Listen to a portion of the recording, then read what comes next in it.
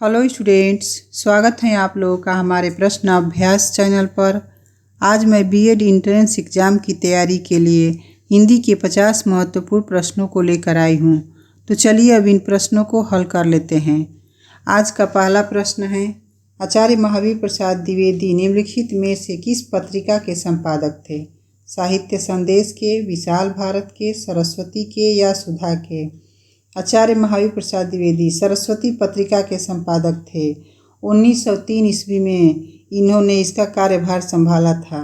अगला प्रश्न है, मैथिली का विकास किस अपभ्रंश से माना जाता है? शौरसेनी अपभ्रंश से, मागधी अपभ्रंश से, अर्धमागधी अपभ्रंश से या महाराष्ट्रीय अपभ्रंश से? मैथिली का विकास मागधी अपभ्रंश से माना जाता है। अगला प्रश्न है, किस रस का संचारी भाव उग्रता, गर्व, हर्ष आदि हैं? श्रृंगार रस का, वीर रस का, वात्सल्य रस का या रौद्र रस का? इसका सही उत्तर ऑप्शन बी, वीर रस का है।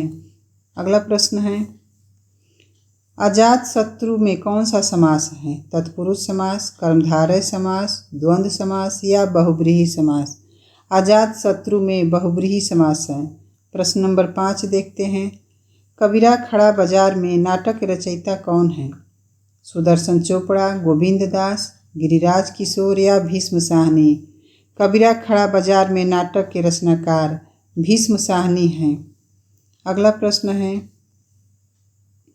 लघुर्मी में कौन सी संधि है? अयादि संधि, वृद्धि संधि, दीर्घ संधि या यड़ संधि? लघुर्मी में दीर्घ संधि है। अगला प्रश्न देखते हैं, दूसरा सप्तक कब प्रकाशित हुआ? 1943 ईस्वी में, 1951 ईस्वी में, 1969 ईस्वी में या 1959 ईस्वी में? दूसरा सप्तक 1951 ईस्वी में प्रकाशित हुआ। प्रश्न नंबर 8 देखते हैं, अम्बुज का प्रवाची शब्द हैं कमल, जलज, ब्रज, रेत, कमला, ब्रह्मा, मीन या जलकुंभी? अम्बुज का प्रवाची शब्द कमल और जलज हैं। अगला प्रश्न देखते हैं, इनमें से अवधी भाषा की प्राचीनतम कृति कौन सी है? रामचरितमानस, चित्रावली, पद्मावत या चंदायन? अवधी भाषा की प्राचीनतम कृति चंदायन है। चंदावन मुल्ला दाऊद की रचना है। अगला प्रश्न है, मनोरम का संधि विच्छेद है मन धन ओरम, मन धन रम, मनोधन रम या मनः धन रम? मनोरम का संधि विच्छेद मनः धन रम है। प्रश्न नंबर 11 देखते हैं, हिंदी के सर्वप्रथम प्रकाशित पत्र का नाम क्या है? नागरी प्रचारी पत्रिका, सरस्वती, उदंत मार्तंड या सम्मेलन पत्रिका? इसका सही उत्तर ऑप्शन सी, उदंत मार्तंड है। अगला प्रश्न है, इनमें से शुद्ध शब्द कौन सा है? इच्छादुम, इच्छाद्रम, इच्छाद्रुम या इच्छादम? इनमें से शुद्ध शब्द इच्छाद्रुम हैं। प्रश्न नंबर 13 देखते हैं, जायसी के सर्वोत्कृष्ट ग्रंथ का नाम है आखिरी कलाम, अखरावट, मधुमालती या पद्मावत? जायसी के सर्वोत्कृष्ट ग्रंथ का नाम पद्मावत है। अगला प्रश्न है, वर्तनी की दृष्टि से निम्नलिखित में से शुद्ध शब्द हैं रचयिता, रचयिता, रचयिता या रचयिता? इसका सही उत्तर ऑप्शन बी, रचयिता शुद्ध शब्द हैं। अगला प्रश्न देखते हैं, खल का प्रवाची शब्द हैं विश्वासघाती, निर्लज, नीच, दुर्जन, खली, खरल या दुष्ट, धोखेबाज? खल का प्रवाची शब्द नीच, दुर्जन होगा। अगला प्रश्न है, भाषा की मूलभूत इकाई कौन सी है? शब्द, वाक्य, भाव या ध्वनि? भाषा की मूलभूत इकाई ध्वनि है।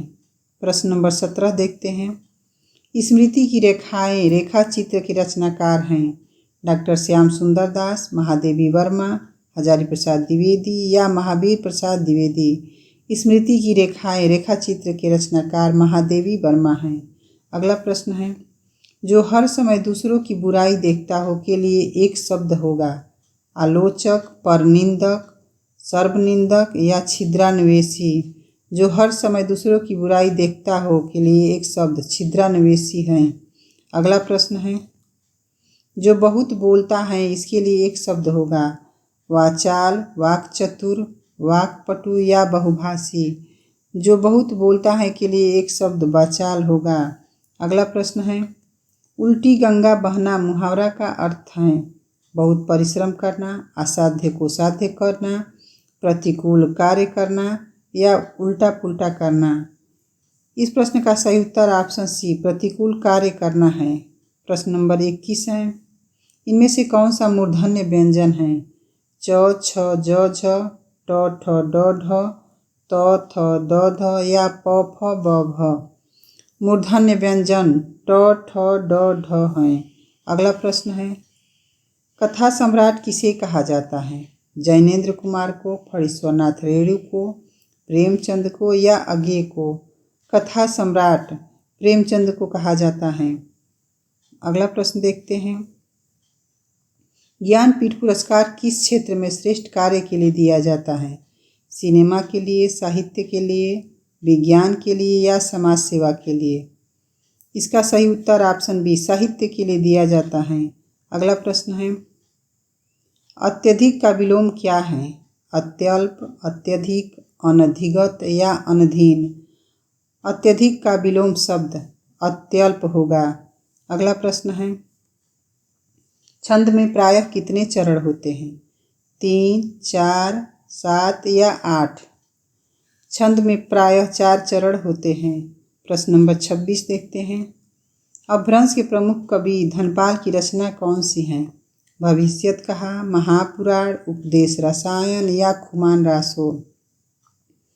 धनपाल की रचना भविष्यत कहा है। अगला प्रश्न है, किस छंद में 6 चरण होते हैं? चौपाई में, सोरठा में, छपय में या वरवय में? इसका सही उत्तर ऑप्शन सी छपय में 6 चरण होते हैं। प्रश्न नंबर 28 देखते हैं, वीर रस का स्थायी भाव कौन सा है? क्रोध, भय, शोक या उत्साह? वीर रस का अस्थायी भाव उत्साह है।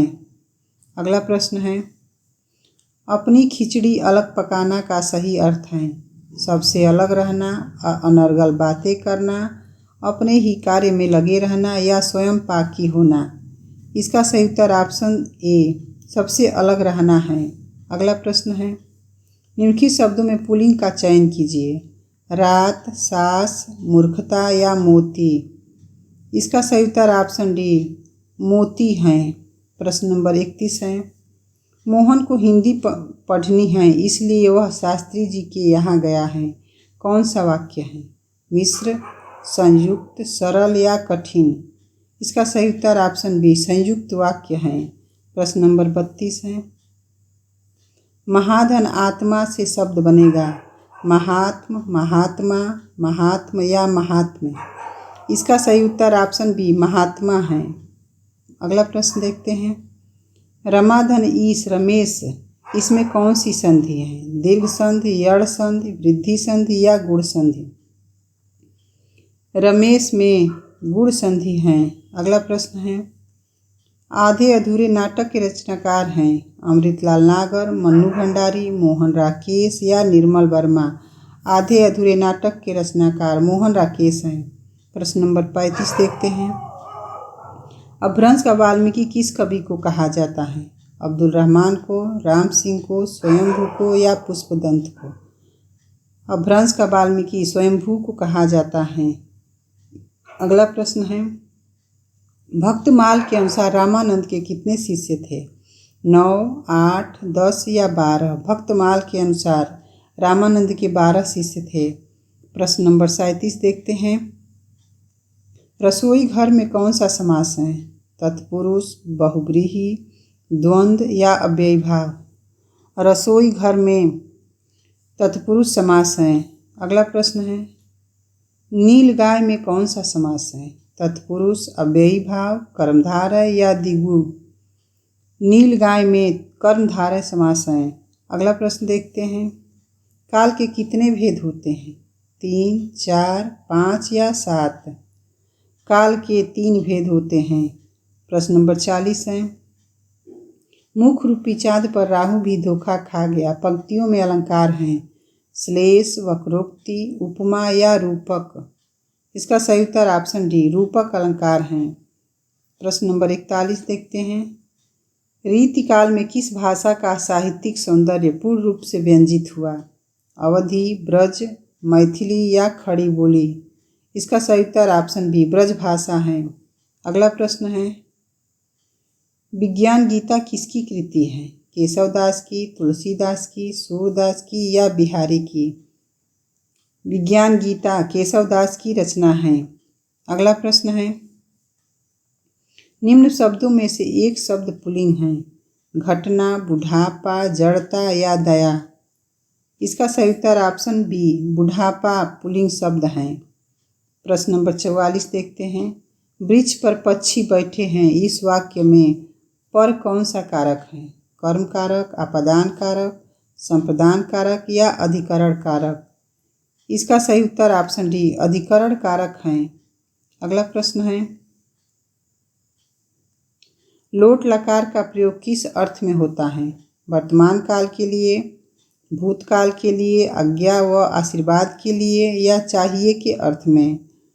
लोट लकार का प्रयोग आज्ञा व आशीर्वाद के लिए होता है। प्रश्न नंबर 46 है। निम्नलिखित में से कौन सा शब्द मोर का पर्यायवाची नहीं है? शिखंडी, केकी, चातक या मयूर? मोर का पर्यायवाची शब्द चातक नहीं है। अगला प्रश्न है, मृत्युंजय में कौन सा समास है? द्विगु, बहुव्रीहि, कर्मधारय या द्वंद्व? मृत्युंजय में बहुव्रीहि समास है। अगला प्रश्न है, निम्नलिखित में तत्सम शब्द हैं ऊट, काठ, दुग्ध या काम? इनमें से तत्सम शब्द दुग्ध हैं। अगला प्रश्न देखते हैं, वह बालक जिसे गोद लिया गया हो के लिए एक शब्द क्या होगा? अंकित, औरस, दत्तक या रेहतुआ? वह बालक जिसे गोद लिया गया हो के लिए एक शब्द दत्तक हैं। आज का हमारा ये अंतिम प्रश्न है, नासिकेतोपाख्यान के रचयिता कौन है? भारतेंदु हरिश्चंद्र, सदल मिश्र, इंसाला खां या शिव प्रसाद सिंह? नासिकेतोपाख्यान के रचनाकार सदल मिश्र हैं। तो आज का ये वीडियो आप लोगों को कैसा लगा, लाइक और कमेंट करके ज़रूर बताइए, और चैनल पर अगर पहली बार आए हैं तो चैनल को सब्सक्राइब करना न भूलें। धन्यवाद।